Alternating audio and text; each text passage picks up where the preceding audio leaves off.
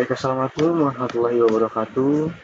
Selamat pagi, siang, dan malam teman-temanku sekalian.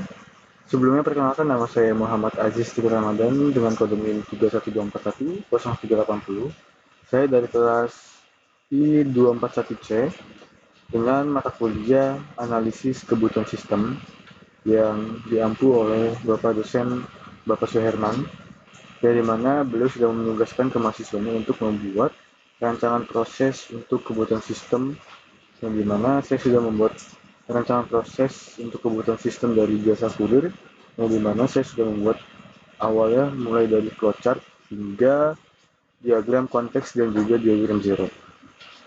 Nah, yang dimana pada data sistem kebutuhan sistem jasa kurir yang setelah saya buat ini, itu bakal lanjutkan untuk penjelasan alur prosesnya untuk dari flowchart, diagram konteks, dan juga diagram zero. Nah, kita bakal membahas untuk penjelasan penjelasan untuk flowchart terlebih dahulu, di mana flowchart biasanya itu digunakan untuk menggambarkan alur proses bisnis itu untuk secara keseluruhan dari awal hingga akhir. Nah, alur yang sudah saya buat untuk proses pertama itu dimulai dari customer ataupun pengirim, di mana itu pengirim menyerahkan paket ke pihak kurir, terus masuk ke cabang asal. Yang kedua itu masuk ke cabang asal, terus paket bakal diterima dan dilakukan pengecekan kondisi serta kesesuaiannya. Jika tidak sesuai, itu paket akan dikembalikan ke pengirim. Nah, jika sesuai, maka dilakukan input data resi ke sistem. Nah, yang ketiga, kita tuh masuk ke proses logistik, di mana paket bakal dikirim melalui pihak ekspedisi. Yang selanjutnya itu bakal dilakukan pengiriman antar kota dan juga konfirmasi untuk pengirimannya. Yang keempat, itu tuh kita bakal masuk ke cabang tujuan. Paket diterima dan dicek kembali, terus jika terjadi kerusakan itu bakal dilakukan proses investigasi. Jika aman, data paket itu bakal diupload ke dalam sistem. Yang kelima itu ada proses pengantaran. Proses pengantaran ini berarti paket dikirim ke alamat si penerimanya. Yang terakhir itu ada customer pengirim, di mana paket bakal diterima dan juga sistem bakal mengupdate status menjadi selesai. Sehingga bisa dibilang alur flowchart ini itu menggambarkan end-to-end dari pengirim hingga penerima paket. Nah, kita bakal lanjut ke penjelasan diagram konteks. Diagram konteks ini tuh bisa dibilang merupakan diagram yang kita tuju menggambarkan simbol sistem menjadi satu kesatuan untuk prosesnya. Untuk apa? Untuk bisa berinteraksi dengan entitas luar. Nah, komponen utamanya dari si diagram konteksnya ada Nah, di diagram konteks ini ada komponen pertama, itu ada proses utama, yang dimana proses utama ini dipresentasikan menjadi nol sistem jasa kurir.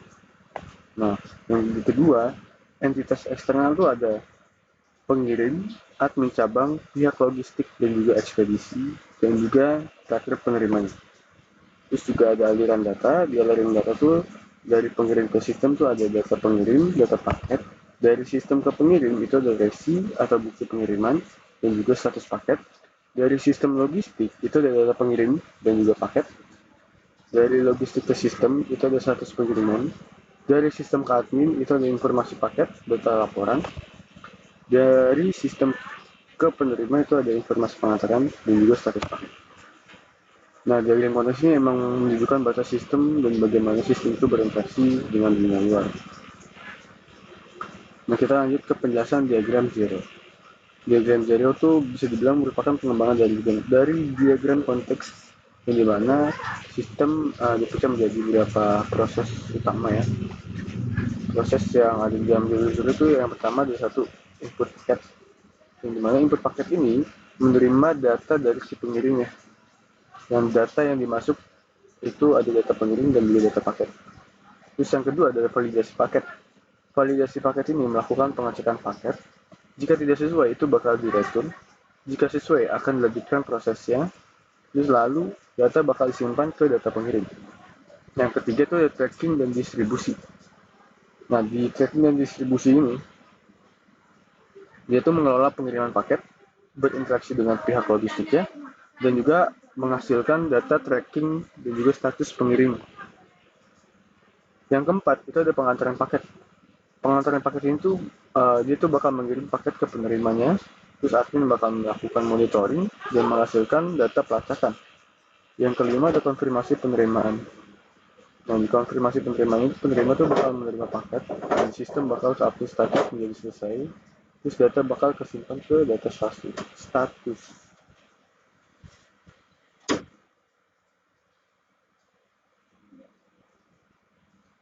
Nah, bisa disimpulin alur dari data utama tuh dia tuh mengalir dari pengirim ke sistem logistik baru ke penerimanya.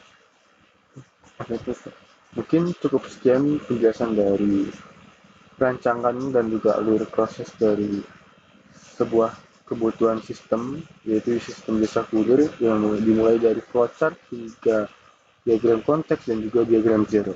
Mungkin kurang lebihnya mohon maaf. Wassalamualaikum warahmatullahi wabarakatuh.